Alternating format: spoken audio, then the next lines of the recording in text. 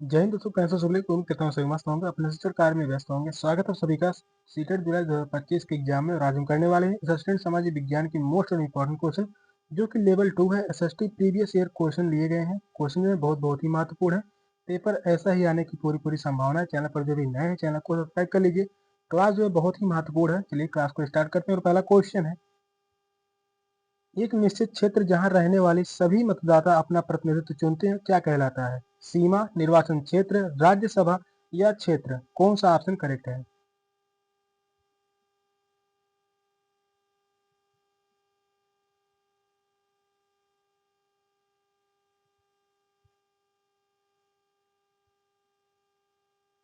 Question कह रहा है, एक निश्चित क्षेत्र जहां रहने वाले सभी मतदाता अपना प्रतिनिधित्व चुनते हैं, क्या कहलाता है?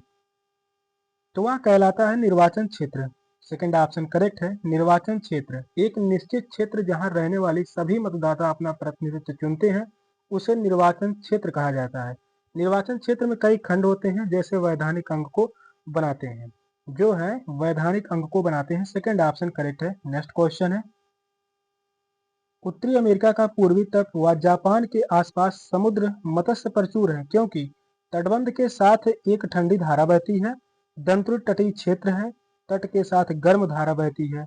गर्म व ठंडी धाराओं का मिलन है। कौन सा ऑप्शन करेक्ट है?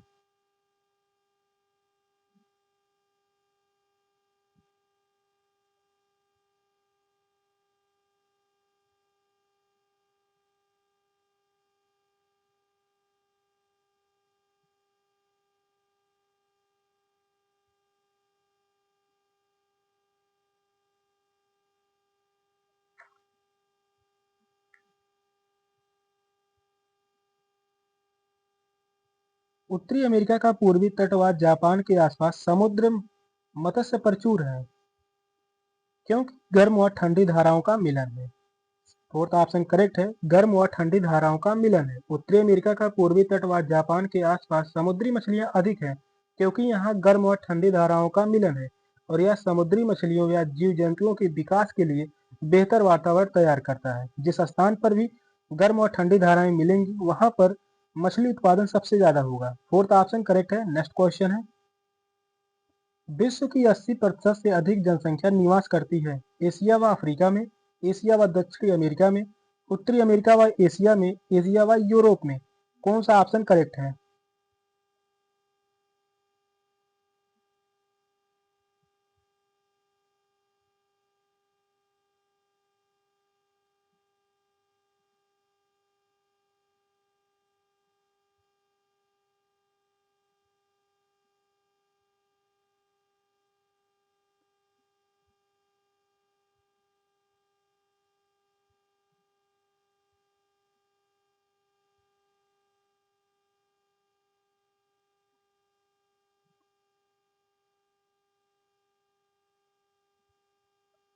विश्व की 80% से अधिक जनसंख्या निवास करती है, तो वह निवास करती है एशिया व अफ्रीका महाद्वीप में। फर्स्ट ऑप्शन करेक्ट है, एशिया व अफ्रीका में। विश्व की 80% जनसंख्या एशिया व अफ्रीका महाद्वीप में रहती है। एशिया महाद्वीप में विश्व की सबसे अधिक आबादी है। एशिया महाद्वीप की बात करते हैं तो यह विश्व में सबसे अधिक आबादी है, सबसे अधिक आबादी है। यहाँ की सबसे अधिक जनसंख्या है, जबकि अफ्रीका महाद्वीप इस मामले में दूसरे स्थान पर है। अफ्रीका महाद्वीप जो है यह दूसरे स्थान पर है जनसंख्या के मामले में, दूसरे स्थान पर है। फर्स्ट ऑप्शन करेक्ट है, एशिया व अफ्रीका में। नेक्स्ट क्वेश्चन है, जब एक देश दूसरे देश के दबदबे से राजनीतिक, आर्थिक, सामाजिक व सांस्कृतिक बदलाव आते हैं, तो इस प्रक्रिया को हम कहते हैं महासंघ, व्यापारिक, औपनिवेशीकरण, पुनर्जागरण? कौन सा ऑप्शन करेक्ट है? क्वेश्चन जो है इंपॉर्टेंट है, बताइए कौन सा ऑप्शन राइट होगा।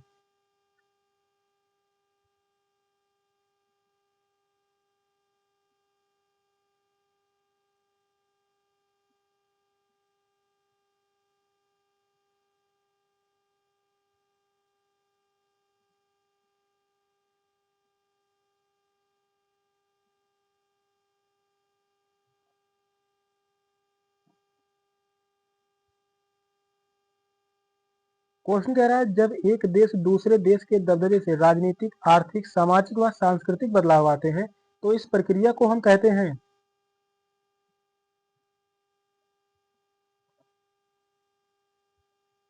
इस प्रक्रिया को कहा जाता है औपनिवेशीकरण। थर्ड ऑप्शन करेक्ट है। औपनिवेशीकरण ब्रिटिश उपनिवेश ने भारत में लगभग 200 वर्षों तक राज किया था। ब्रिटिश उपनिवेश ने भारत में लगभग 200 वर्षों तक राज किया था और अंग्रेजी राज से 15 अगस्त 1947 को आज़ादी मिली थी। भारत को जो है 15 अगस्त 1947 को आज़ादी मिली थी। और जब एक देश पर दूसरे देश के दबदबे से राजनीतिक, आर्थिक, सामाजिक व सांस्कृतिक परिवर्तन होते हैं तो इसी प्रक्रिया को उपनिवेशीकरण कहा जाता है। थर्ड ऑप्शन करेक्ट है। नेक्स्ट क्वेश्चन है, निम्न में से किस भारतीय साहित्य धरोहर का अर्थ गुरु के पास जाकर समीप बैठना? उपनिषद, वेद, अरण्यक, पुराण। कौन सा ऑप्शन करेक्ट है? यह भी क्वेश्चन इंपॉर्टेंट है।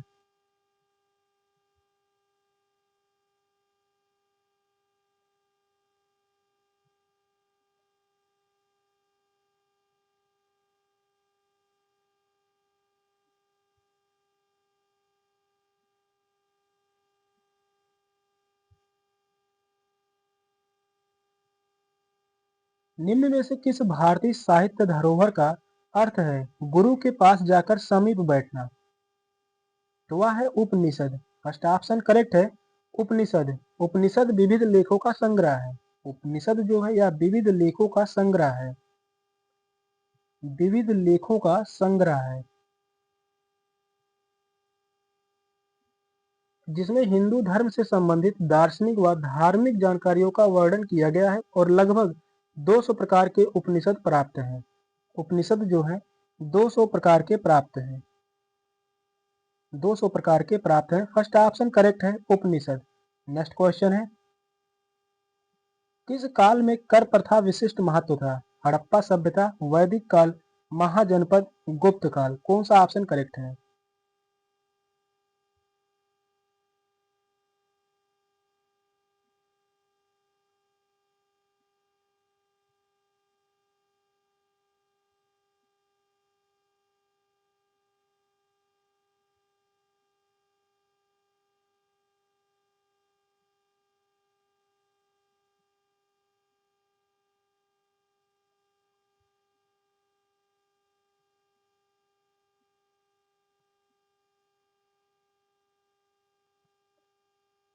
किस काल में कर प्रथा का विशिष्ट महत्व था? तो वह है महाजनपद काल में। थर्ड ऑप्शन करेक्ट है। महाजनपद काल में, महाजनपद काल के दौरान कर प्रणाली का बहुत महत्व था। 400 ईसा पूर्व से 600 ईसा पूर्व में प्राचीन भारत में 16 प्रमुख गणराज्यों का महाजनपद कहा जाता था। उस समय महाजनपदों की संख्या कितनी थी? 16। 16 महाजनपद थे। थर्ड ऑप्शन करेक्ट है। नेक्स्ट क्वेश्चन है, भारत में मुंडा जनजाति किस क्षेत्र में निवास करती है? छोटा नागपुर, बस्तर, दुर्ग या कुल्लू। कौन सा ऑप्शन करेक्ट है?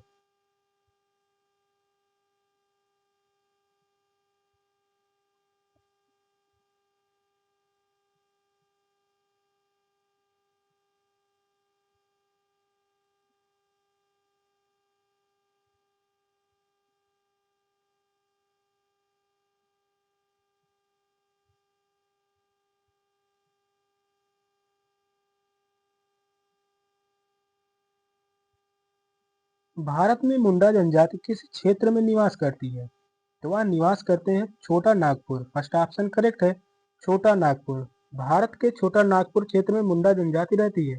इसके अतिरिक्त असम, बिहार, इसके अतिरिक्त असम हो गया, बिहार, असम, बिहार व छत्तीसगढ़, असम, बिहार व छत्तीसगढ़, इसके अलावा झारखंड,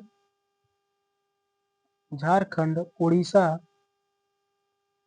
झारखंड, उड़ीसा व पश्चिम बंगाल, उड़ीसा व पश्चिम बंगाल, इन सभी क्षेत्रों के कुछ क्षेत्रों में भी ये निवास करते हैं। छोटे नागपुर में प्रमुख रूप से मुंडा जनजाति निवास करती है। इसके अलावा असम, बिहार, छत्तीसगढ़, झारखंड, उड़ीसा व पश्चिम बंगाल राज्यों के कुछ क्षेत्रों में भी ये निवास करते हैं। फर्स्ट ऑप्शन करेक्ट है। नेक्स्ट क्वेश्चन है, पृथ्वी द्वारा सूर्य के चारों ओर घूमने को कहा जाता है? घूर्णन, परिक्रमण, कक्षीय समतल, प्रदीप्त वृत्ति। कौन सा ऑप्शन सही है?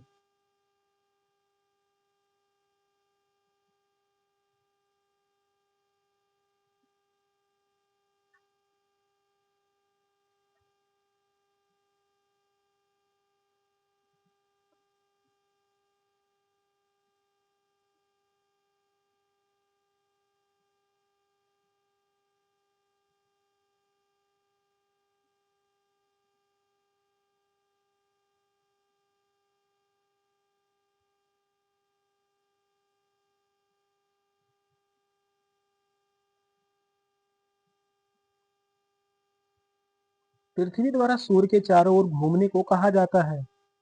तो वह कहा जाता है परिक्रमण। सेकंड ऑप्शन करेक्ट है, परिक्रमण। सूर्य के चारों ओर पृथ्वी के घूमने की परिक्रमण कहा जाता है और पृथ्वी सूर्य का चक्कर 365 दिनों में लगाती है।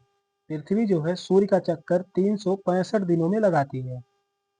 365 दिनों में पृथ्वी जो है सूर्य का चक्कर लगाती है। पृथ्वी और सूर्य के मध्य औसत दूरी की बात करते हैं। औसत दूरी की बात करते हैं 149.60 मिलियन किलोमीटर। पृथ्वी और सूर्य के मध्य औसत दूरी है 149.60 million kilometre. Second option correct है, परिक्रमण। नेक्स्ट क्वेश्चन है, अटलांटिक महासागर के विषय में निम्नलिखित तथ्य पढ़ें। कथन ये कह रहा है, यह अंग्रेजी के यस अक्षर के आकार का है। इसकी तटरेखा सरल, रेखीय व निर्बाध है। व्यापारिक दृष्टि से यह सबसे व्यस्त महासागर है। उपर्युक्त कथनों में से कौन सा सत्य है? केवल ए तथा बी, केवल बी तथा सी, केवल ए तथा सी, ए बी तथा सी, तीनों सही। कौन सा ऑप्शन करेक्ट है? क्वेश्चन लंबा है, क्वेश्चन को ध्यान पूर्वक पढ़िए, बताइए कौन सा ऑप्शन राइट होगा।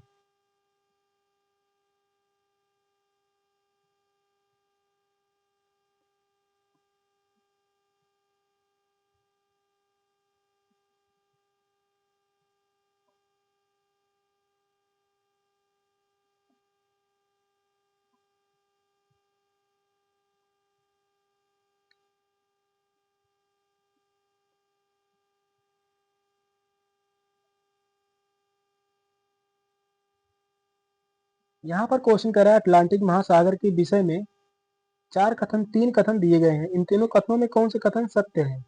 पहला कथन जो कह रहा है, यह अंग्रेजी के यस अक्षर के आकार का है, यह बात सही है।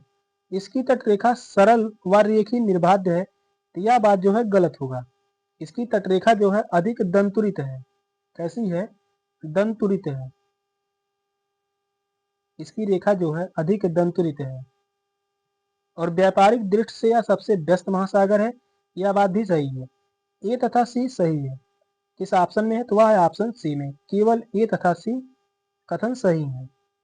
अटलांटिक महासागर अंग्रेजी के यस अक्षर के आकार का है, जो व्यापारिक दृष्टि से काफी व्यस्त है और यह प्रशांत महासागर के बाद दूसरा सबसे बड़ा महासागर है। इसको मैप के माध्यम से समझते हैं। यहाँ पर देखिए अटलांटिक महासागर दिया गया है, जो कि यह यस आकार का है। किस आकार का है? तो वह है अंग्रेजी के यस अक्षर के आकार का है। और इसकी तटरेखा जो है यहाँ पर देखिए सरल नहीं बल्कि दंत्रित है। तटरेखा कैसी है? दंत्रित है। और व्यापारिक दृष्टि से व्यस्त महासागर है, जो कि यहाँ से एशिया से व्यापार जो होता है यह काफी व्यस्त महासागर है। और बात करते हैं दूसरा सबसे बड़ा महासागर है। अटलांटिक जो है दूसरा सबसे बड़ा महासागर है।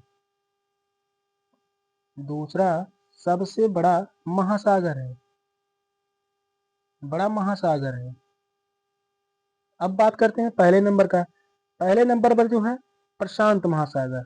प्रशांत महासागर सबसे बड़ा महासागर है, जो कि यहाँ पर दिया गया है प्रशांत महासागर। प्रशांत महासागर जो है सबसे बड़ा है। दूसरे नंबर पर जो है अटलांटिक महासागर। नेक्स्ट क्वेश्चन है,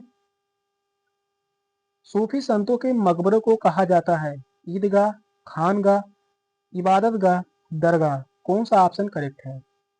यह भी क्वेश्चन जो है बहुत ही महत्वपूर्ण है।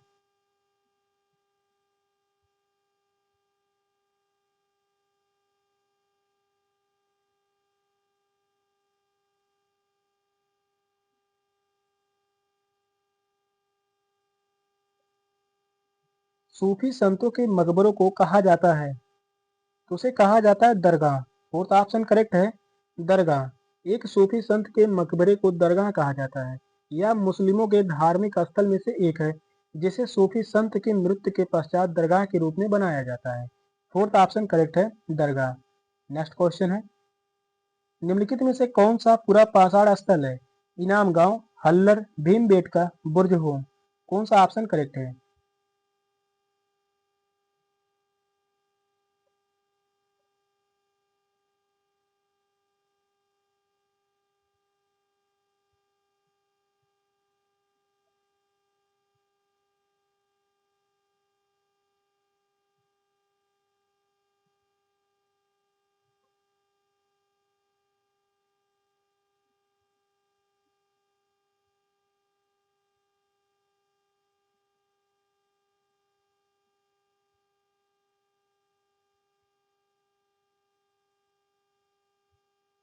कौन सा पूरा पाषाण स्थल है? तो वह है भीमबेटका। थर्ड ऑप्शन करेक्ट है, भीमबेटका। भीमबेटका पूरा पाषाण स्थल है जो भारतीय उपमहाद्वीप में मानव जीवन की प्राचीन सभ्यता को दर्शाता है और यह मध्य प्रदेश के रायसेन जिले में स्थित है। कहाँ पर यह स्थित है? यह जो स्थित है एमपी यानी मध्य प्रदेश के रायसेन जिले में स्थित है। रायसेन जिले में स्थित है। और भीमबेटका को 2003 में विश्व विरासत स्थलों में से शामिल किया गया है। इसे जो है विश्व विरासत स्थल में शामिल किया गया। कब? 2003 में। 2003 में विश्व विरासत स्थल में शामिल किया गया। विश्व विरासत स्थल में शामिल किया गया। बात करते हैं बुर्ज होम। बुर्ज होम में निवास स्थल मिले हैं। यहाँ से क्वेश्चन पूछा जाता है, तो यहाँ से जो है निवास स्थल मिले हैं। निवास स्थल मिले हैं। Second option sorry third option correct है, भीमबेटका। नेक्स्ट क्वेश्चन है,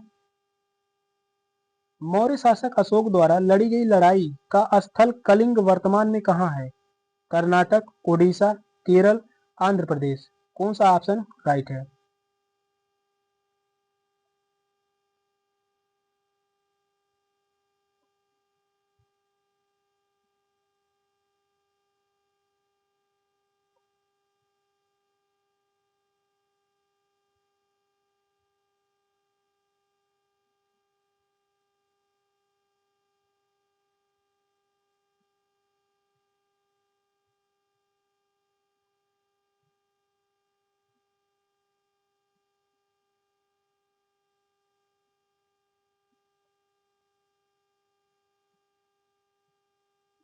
मौर्य शासक अशोक द्वारा लड़ी गई लड़ाई का स्थल कलिंग वर्तमान में कहाँ है?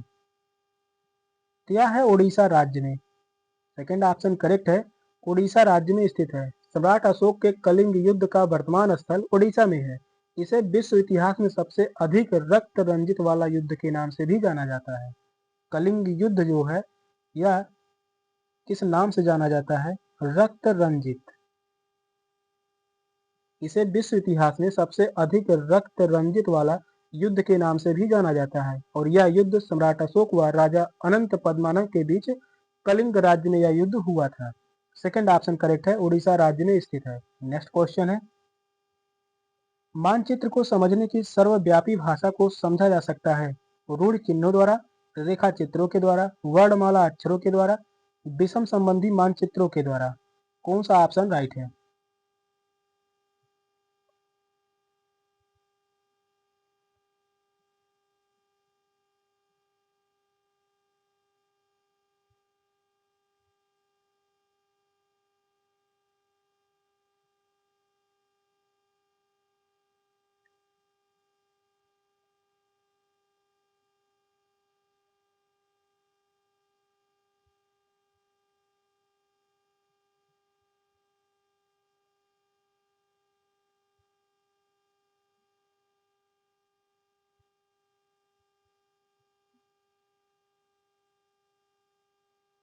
मानचित्र को समझने की सर्वव्यापी भाषा को समझा जा सकता है रूढ़ चिन्हों द्वारा। फर्स्ट ऑप्शन करेक्ट है, रूढ़ चिन्हों द्वारा। किसी मानचित्र की सर्वव्यापी भाषा को रूढ़ चिन्हों द्वारा समझा जा सकता है।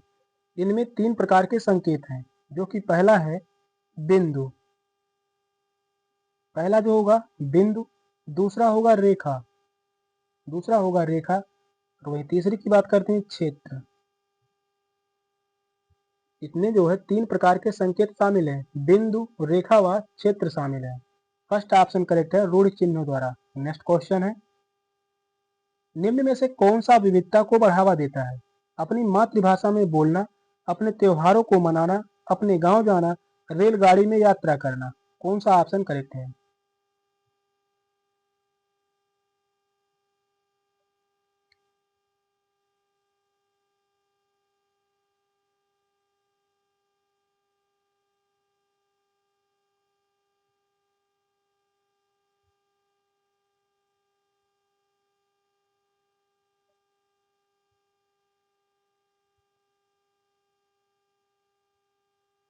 क्वेश्चन कह रहा है कौन विविधता को बढ़ावा देता है, तो वह है अपनी मातृभाषा में बोलना। फर्स्ट ऑप्शन करेक्ट है, अपनी मातृभाषा में बोलना। मातृभाषा का अर्थ किसी व्यक्ति के समाज व परिवार में बोली जाने वाली भाषा है। मातृभाषा समाज व परिवार में, समाज व परिवार में बोली जाने वाली भाषा, बोली जाने वाली भाषा। मातृभाषा का अर्थ किसी व्यक्ति के समाज व परिवार में बोली जाने वाली भाषा है। वर्तमान में लगभग 1562 मातृभाषाएं हैं। वर्तमान में लगभग 1562 मातृभाषाएं हैं। फर्स्ट ऑप्शन करेक्ट है, अपनी मातृभाषा में बोलना विविधता को बढ़ावा देता है। नेक्स्ट क्वेश्चन है, भूमि की एक सकरी पट्टी जो 2 बड़े भूखंडों को जोड़ती है उसे जाना जाता है भूसंध के नाम से, खाड़ी के नाम से, द्वीप के नाम से या जल संधि के नाम से। कौन सा ऑप्शन करेक्ट है?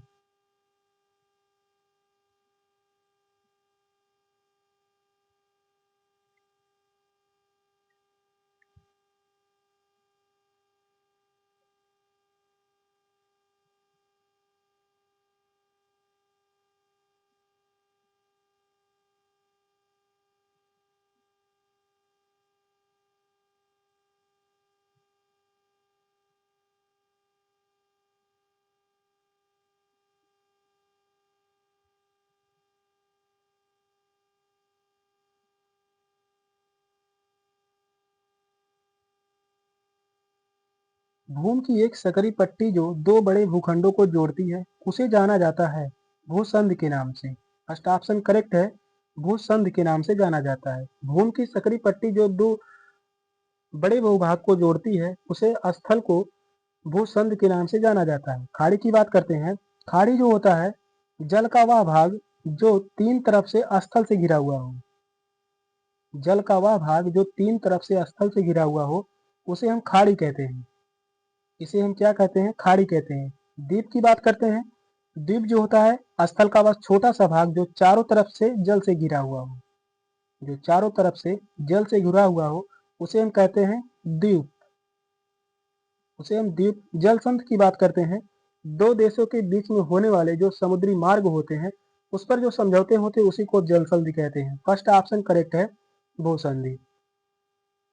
सेशन का लास्ट क्वेश्चन था, क्वेश्चन कैसे लगे कमेंट में जरूर बताइएगा। चैनल पर नए हैं चैनल को सब्सक्राइब कर लीजिए। मिलते हैं अगली क्लास में, तब तक के लिए बाय बाय, टेक केयर, जय हिंद।